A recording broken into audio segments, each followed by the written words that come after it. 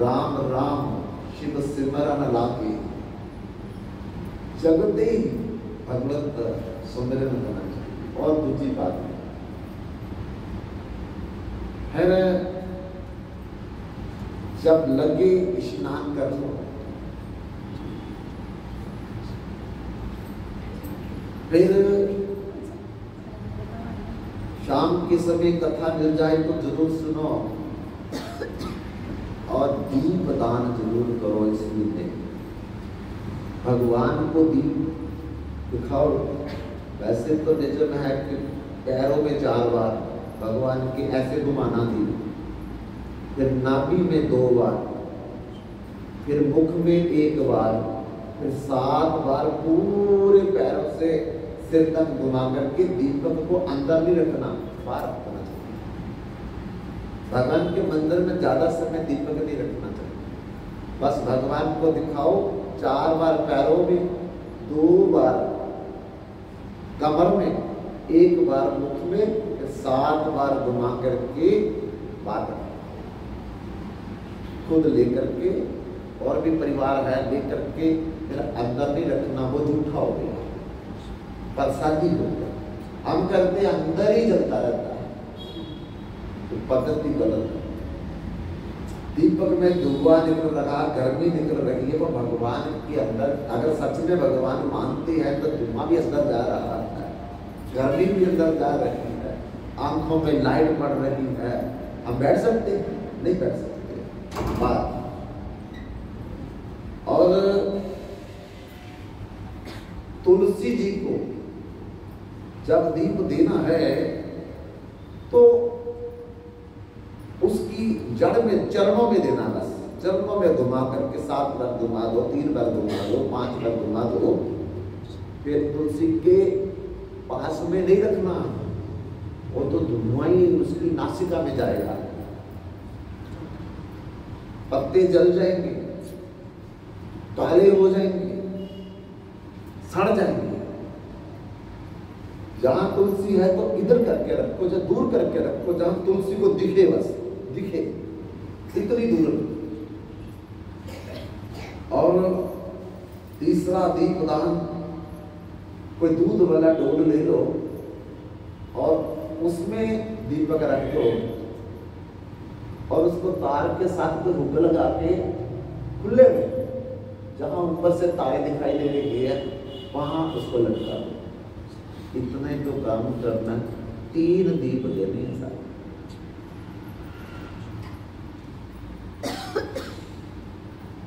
तो इतना भी अगर हम नहीं करेंगे, और देसी घी के, तेल के दीपक नहीं है। तेल तब दे सकते हैं जब घी है ही नहीं हमारे घर,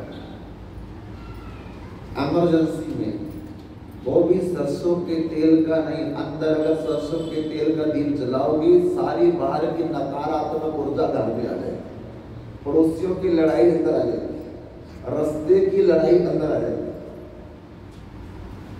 तेल का दीपक कभी भी, सरसों के तेल का दीपक घर में नहीं जलाना, बाहर गेट पे जलाना। अब जब द्वितीया जब आएगी तो 4 मुख वाला दीपक जो है दक्षिण दिशा की तरफ घर के बाहर जलाना होता है, घर में नहीं, वो सरसों का जलाना होता है। बाकी सब घी नहीं, घी तो तिल के तेल का जला सकते हैं, पर चलो घी मिलता ही है, कोई कोशिश करनी चाहिए कि ताकि उसकी सुगंध भी घर में बने, और उससे पॉल्यूशन भी इतना ज्यादा नहीं, धुआं वगैरह इतना ज्यादा नहीं निकलता है। और हो सके तो ये जरूर 5 काम हमें पूरे साल करने चाहिए। अगर पूरा साल ना करें तो 4 महीने करने चाहिए। 4 महीने नहीं कर सकते तो कार्तिक मास में करने चाहिए। कार्तिक मास में भी पूरा ना कर सके तो कम से कम ये जो कल से 7 दिन है, भैया दूज तक 7 दिन ही कर लेने चाहिए। अगर कोई 7 दिन भी नहीं कर सकता तो कम से कम देवोत्थान एकादशी जो आएगी उसमें कर ले। देखो भगवान कितना रिलैक्सेशन दे रहे हैं, साथ साथ ए नहीं तो ए कर लो, ए नहीं तो ए कर लो, ए नहीं तो ए कर लो। जैसे दिवाली आती है तो फ्री सेल लग जाती है, डिस्काउंट सेल लग जाती है, ऑफर आ जाती है, फिर उसके बाद खत्म। दिवाली गई और डिस्काउंट खत्म हो जाते हैं। ऐसे कार्तिक मास भी डिस्काउंट मास है। थोड़ा करो, भगवान कहते मैं चलो तुम्हारा लिख लूंगा कि तुमने मेरी बात मान ली। मतलब बात मानने के भगवान की बात मान ली हमने। ये सोचते हैं कि चलो इसने मेरी बात मान ली, कांटा मारो इसके सारे कर्म फल का, चलो ले जाओ इसको विमान भेज देंगे, इसने मेरी बात माना नहीं। ये भगवान देखते, हम बात नहीं मानते भगवान, कोई हमारा बंधन कर रहा है। तो आज जितना भी गोवंश हम देख रहे हैं, गायों का वंश जो है वो सुरभि गाय से शुरू हुआ है। और सुरभि गाय जो है आज के दिन समुद्र के भीतर से निकली थी। तो ये कथा कैसे शुरू हुई, अब ये 5-6 दिन की कथा चलेगी धीरे धीरे, क्योंकि हर दिन कुछ ना कुछ हुआ। गाय निकली, फिर धनवंतरी जी निकले, फिर लक्ष्मी जी निकली, फिर शंख निकले। ये कथा इसी से अब शुरू होगी कि एक समय की बात है, भगवान शंकर के अच्छा अवतार है दुर्वासा ऋषि, और ब्रह्मा जी के अंशा अवतार है दत्तात्रेय ऋषि, और भगवान विष्णु के अंशा अवतार है दत्तात्रेय ऋषि, और ब्रह्मा जी के अंशा अवतार है चंद्रमा। ये तीनों सती अनसुईया के पुत्र हैं।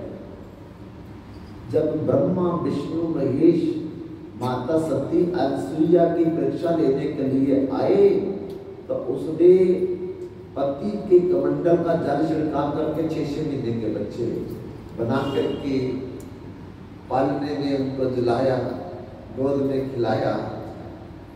जब उनकी पत्नियों को पता लगा तो माता अनसुईया से माफी मांग करके कहा हमारे पतियों को वापस करो। माता अनसुईया ने फिर अपने पति देव के कमंडल से जल छिड़काव किया तो ब्रह्मा विष्णु महेश बड़े हो गए। लेकिन जाते जाते उन्होंने माता अनसुईया से एक वचन लिया। क्या वचन लिया? आपने माता बनकर के जो हमें सुख दिया पालने का, गोद में उठा करके, हम जी फिर सुख चाहते हैं आपसे, द्वारा मिले तो आप स्वीकार करोगी?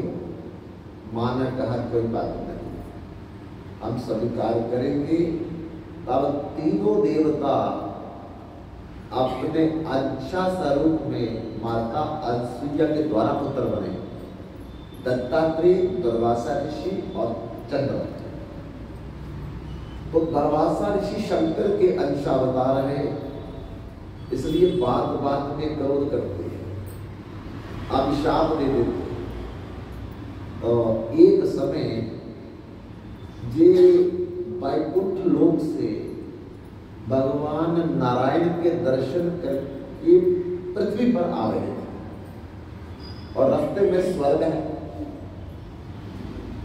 स्वर्ग में जब ये नीचे उतर रहे थे तो इंद्र को देखा हाथी पर चढ़े हुए।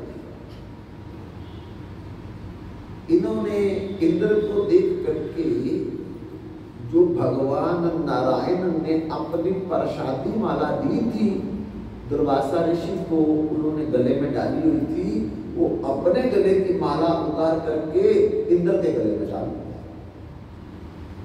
अब इंद्र तो स्वर्ग का राजा है, वो मन में सोचने लगा कि बड़े बड़े ऋषि मुनि मेरे को रोज ही माला देते रहते हैं, तो इन्होंने दे दी तो कौन सी बड़ी बात है। उन्होंने इज्जत नहीं की, सम्मान नहीं किया माला का, और दुर्वासा ऋषि के देखते देखते अपने गले से माला उतारी तो अपने इरावत हाथी के गले में डाल दी। जब हाथी के गले में माला डाली तो हाथी ने सूंड से अपने गले से माला निकाली तो अपने पैरों के नीचे कुचल दी। दुर्वासा ऋषि को क्रोध आ गया कि भगवान की प्रसादी माला का इंद्र ने इतना बड़ा अपमान किया, अभिशाप दे दिया। हे इंद्र, तू अपने आप को क्या समझता है, स्वर्ग का राजा? अरे भगवान की प्रसादी माला तेरे गले में डाली तूने, हाथी के गले में डाल दी, हाथी ने पैरों में कुचल दी। इतना अपमान, इतना तेरा अहंकार बढ़ गया कि भगवान की माला का भी अपमान कर दिया। जाओ, मैं तुम्हें अभिशाप देता हूं, श्रीहीन हो जाओ। तुम्हारे स्वर्ग में जितनी भी निधियां हैं वो लक्ष्मी की कृपा से है, सब खत्म हो जाएगी। अभिशाप दिया। देखते देखते इंद्र के स्वर्ग में जो कुछ था, कल्प वृक्ष समुद्र में चला गया, शंख समुद्र में चला गया, चंद्रमा समुद्र में चला गया, अमृत समुद्र में चला गया, रावत हाथी समुद्र में चला गया, जो भी स्वर्ग में था सारा समुद्र में चला गया, श्रीहीन हो गया और देवताओं के पास कुछ नहीं मिला। उधर शुक्राचार्य को पता चल गया कि दुर्वासा ऋषि ने इंद्र को अभिशाप दिया श्रीहीन होने का। बलि को कहा, बेटा अभी बहुत अच्छा मौका है, देवता सारे कमजोर हो गए हैं, आक्रमण करो।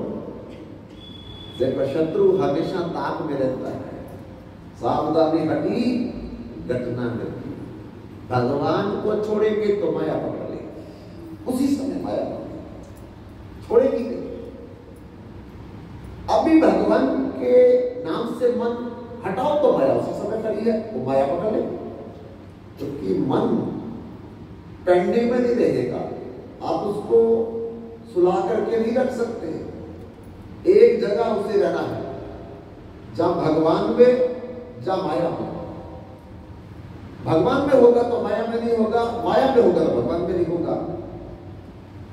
इसलिए हर समय मन को थर्मामीटर लगाते रहो, कितना बुखार है, कितना बुखार है। समझदार व्यक्ति वही है जो अपने घर में थर्मामीटर लाके रखता है।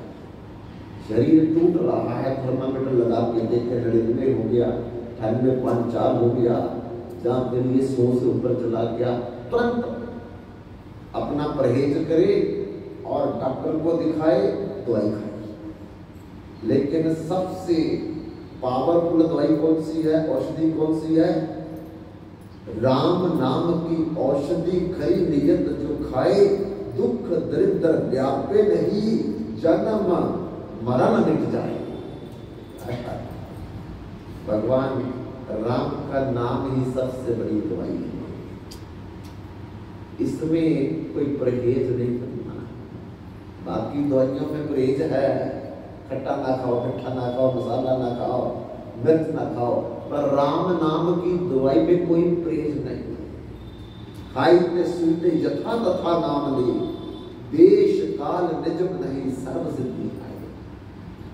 कहाँ बैठे हो? बाथरूम में है, कोई बात नहीं, भगवान का नाम लो। रसोई में रोटियां बना रहे हैं, राम राम राम राम राम राम राम। कुकर में हिला रहे हैं कड़छी, राम राम राम राम राम राम। नहीं बोलना तो मोबाइल पे कथा लगा लो, मोबाइल में कीर्तन लगा लो। आजकल तो डिजिटल कितने आगे है कि अपना काम करते रहो और उधर भजन सुनते रहो, कथा सुनते रहो, बर्बाद नहीं करना। रात को जब तक हमारी नींद नहीं आई तब तक मोबाइल में कथा सुनो, मोबाइल में कीर्तन सुनो, अपने आप ही नींद पड़ जाएगी। सुबह उठेंगे मोबाइल पे कथा लगा दो, नहीं तो खुद भगवान का नाम लेना शुरू कर दो। ऐसा करने से मन अव्यवस्थित हो जाएगा, फिर ये फिल्मी गाने नहीं सुनेगा, ये फिर संसार की व्यथा नहीं सुनेगा, किसी के दोष नहीं देखेगा, अपने दोष देखेगा। कृपा वही तब जानेंगे जब दिखे अपना दोष। भगवान की कृपा उस जीव पर है जिसको अपना दोष दिखता है, दूसरे का नहीं। दूसरे का गुण देखो। दुनिया में ऐसा कोई व्यक्ति नहीं है जिसमें गुण नहीं, दोष नहीं, क्योंकि भगवान की सृष्टि गुण और दोष से बनी है। इसलिए ऐसा कोई व्यक्ति नहीं जिसमें गुण नहीं, दोष नहीं। तो फिर हमारे अंदर भी दोष है, हमारे अंदर भी गुण है, दूसरे के अंदर भी दोष है, उसके अंदर गुण दूसरे के देखो, दोष अपने के। जब कुछ अच्छा हो जाए तो कहे भगवान की कृपा से हो गया, जब कुछ बुरा हमसे हो जाए तो कहो मैंने किया। बुरे का अपने आप को मानो, अच्छे को भगवान को श्रेय हो। अब गुण अपने देखो और गुण दूसरे के देखो। देखो फिर कितनी जल्दी तरक्की हम करेंगे, कितनी प्रोग्रेस जल्दी हो जाएगी हमारी। हम हमेशा दूसरे के, तो फलाना ऐसा देखता है, तो फलाना ऐसा बैठता है, तो फलाना ऐसी बात करता है, हम कैसे करते हैं, हम कैसे देखते हैं? कभी देखना शीशे में हम कैसे देखते हैं? नहीं, ऐसा नहीं करना है। अपने दोष हमेशा मन में चिंतन करो कि मैं पापी, मैं अपराधी, मैं अधम, मैं छली। अपने दोष देखो, दूसरे के गुण देखो, उसका गुण ले तो वो हमारे अंदर आ जाएगा। अपना दोष देखेंगे तो वो बाहर निकल जाएगा।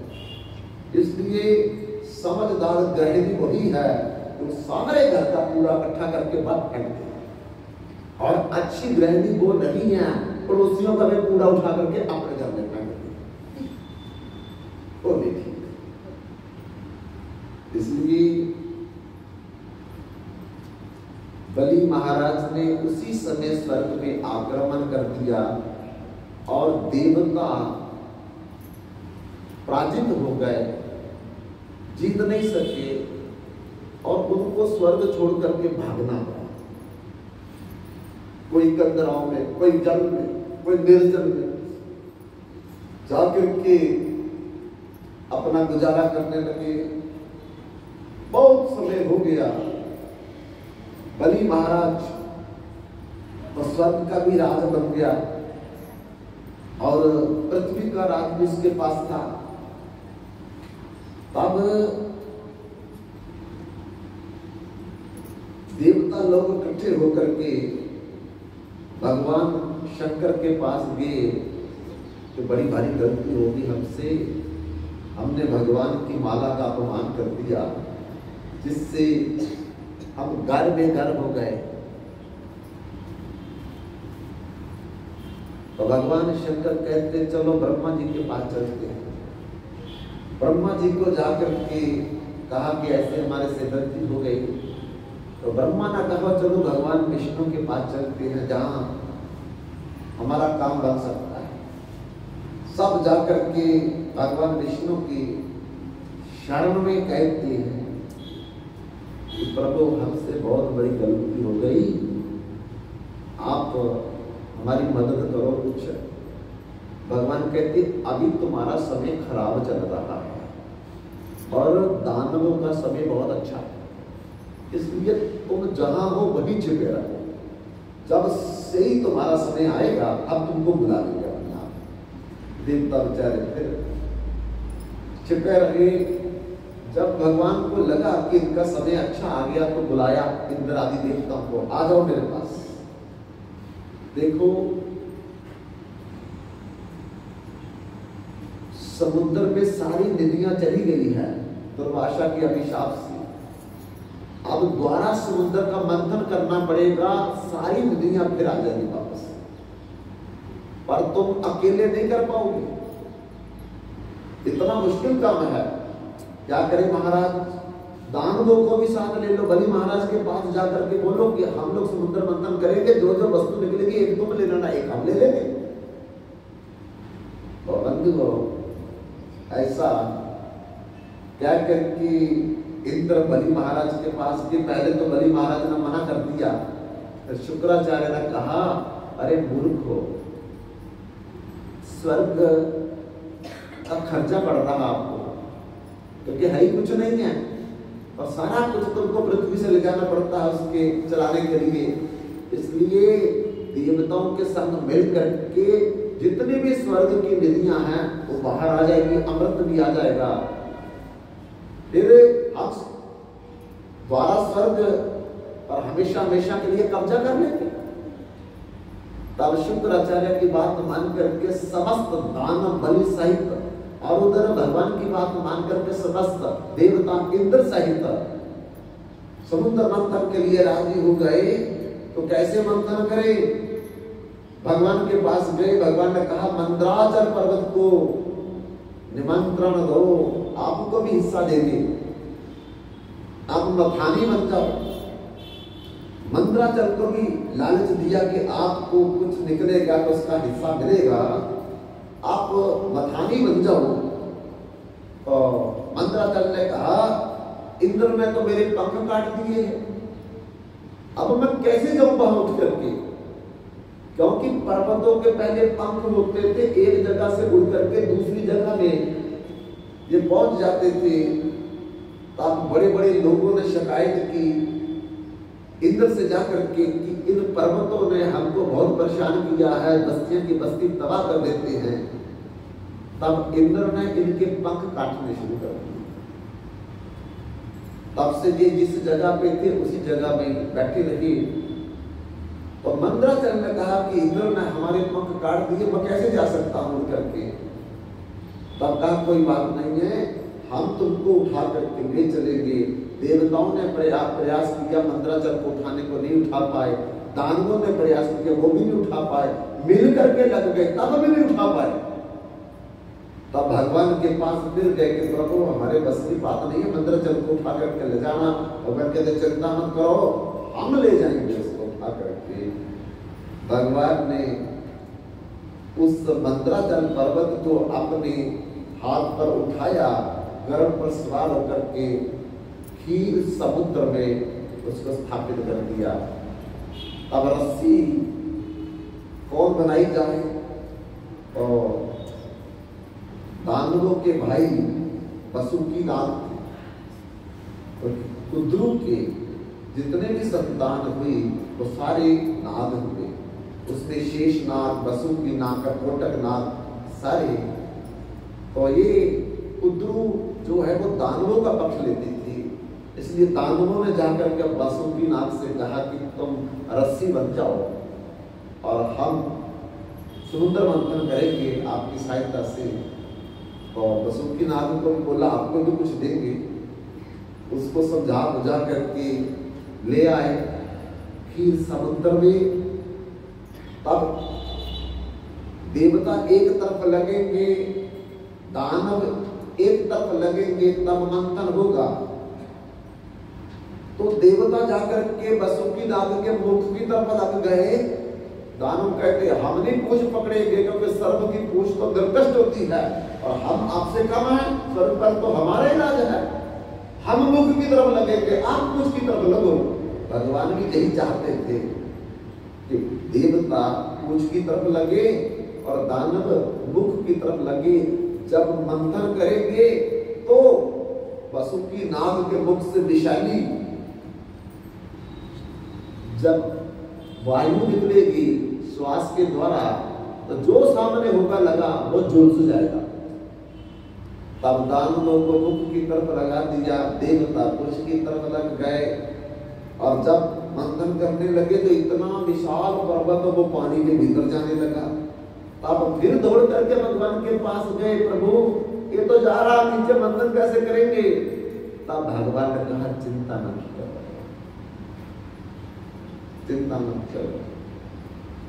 भगवान ने कूर्म कछुए का अवतार लेकर के वो पर्वत के नीचे जाकर के बैठ गए, और जैसे सरसों का दाना पीठ पर हिलता, ऐसे भगवान की पीठ पर विशाल मंदराचल पर्वत जो है वो मंथन के समय घूम रहा था ऐसे ऐसे।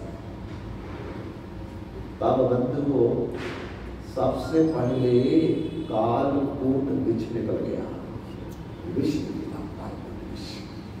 हाहाकार मच गया, त्रिलोकी जलने लगी, सारे देवता भी झुलस गए, दानव भी झुलस गए भगवान के पास। फिर देखो बार बार भगवान के पास जा रहे हैं, हम किसका अभिमान करें, हमारे पास है क्या? अरे जो चलने की शक्ति वो भी भगवान दे रहा, देखने की शक्ति भी भगवान देख रहा, सोचने की शक्ति भी भगवान। हम अभिमान किसका कर रहे हैं? देख लूंगा मैं तुम्हें। अरे तू क्या देख लेगा? तेरे को चलाने वाला भगवान है, और निकल गया तो तू गिर जाएगा। और तू दूसरे को क्या चैलेंज करता? देख लूंगा मैं तुम्हें। क्या देखेगा?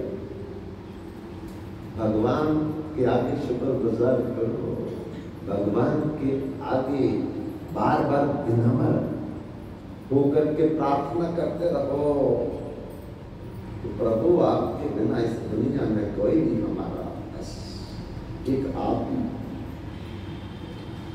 अहम ब्रह्मास्मि, मैं भगवान, ये भगवान में। अरे बुखार तू अपना उतार नहीं सकता, चलते चलते अटैक हो जाएगा, राम नाम सत्य हो जाएगा, तू अपने आप को बचा नहीं सकता, और तू अहम ब्रह्मास्मि बोलता है। भगवान बोलता है कि मैं भगवान।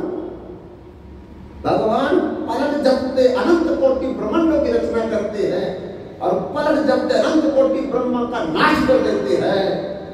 अरे तू तो मच्छर की टांग नहीं बना सकता है, तू भगवान कैसे कह रहा है मैं भगवान हूं? बोलने से भी कुछ गुरेज करना चाहिए, डरना चाहिए कि मैं भगवान। भगवान सारी सृष्टि के अंदर की बात जानते हैं, अब तू तो अपने दिल की बात नहीं जानता है। भगवान सर्वव्यापक है, हर जगह भगवान विराजमान है, तू तो अपने घर में बंद होकर के रह रहा है। इसलिए हम भगवान के दास हैं। जीवे स्वरूप है कृष्णेर नित्यदास, कृष्णेर तथस्थ शक्ति भेदा भेद पका। भगवान की जीव शक्ति के हम अंश हैं, इसलिए भगवान सर्वज्ञ, हम अल्पज्ञ। और जब तक हम भगवान की शरण में नहीं जाएंगे तब तक हम लोग कभी भी सुखी नहीं हो सकते। हमारा बुखार कभी नहीं उतरेगा, हम कभी भी इस हॉस्पिटल से बाहर नहीं जा सकते। ये हॉस्पिटल है संसार, हम बीमार हैं, और जितना जल्दी परहेज करके, जहाँ की दवाई खा करके हम ठीक हो जाएंगे तो मेरे हॉस्पिटल से छुट्टी मिल जाएगी, हम लोग अपने घर वापस चले जाएंगे।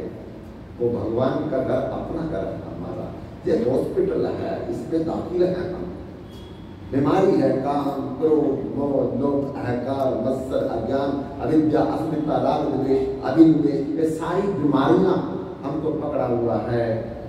और धीरे धीरे परहेज करके भगवत कथा, भगवत नाम सुन करके जो भगवान को भोग लगता है उसको भोग लगा करके प्रसाद खाओ और भगवत नाम का सुमिरन करो, तब जन्म मृत्यु से मुक्त होंगे। तब ये हॉस्पिटल से हमको डॉक्टर लिख के देगा अब ठीक हो गया है, जाने वाला हो गया, तो भगवान गाड़ी बेचेंगे, विमान बेचेंगे, फिर हम लोग भगवान के धाम में जाकर के आनंद से अपने परिवार के साथ आनंद रहेंगे। तो मन में आता है कि यहाँ को छोड़ने को मन नहीं करता है, तो नहीं भी मन करता तब भी तो छोड़ना ही पड़ेगा, एक मतलब तो है।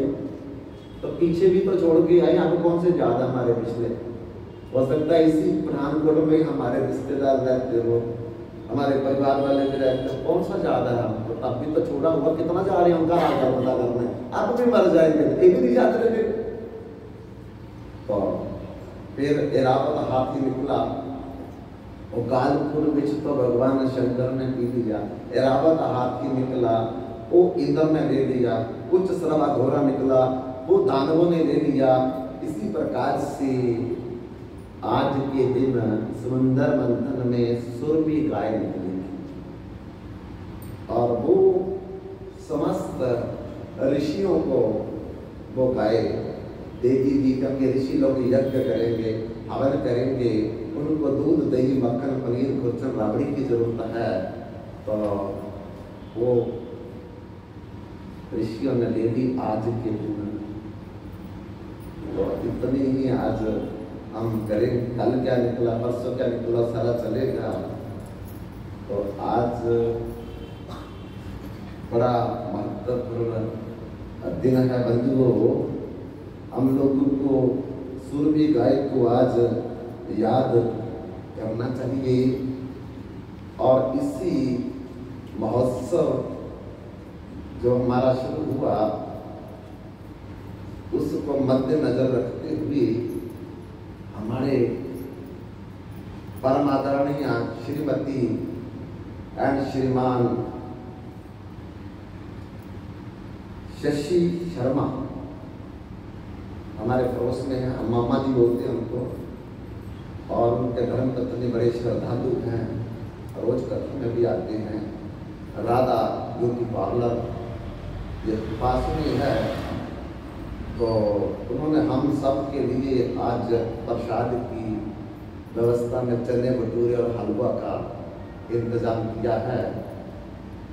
हम भगवान से प्रार्थना करते हैं कि जिस भावना को लेकर के, जिस भाव को लेकर के भगवान के भोग के लिए और हम सब के लिए प्रसाद की व्यवस्था उन्होंने की है, वो उनकी भावना को भगवान पूर्ण करे। तो अभी हम लोग समय को मध्य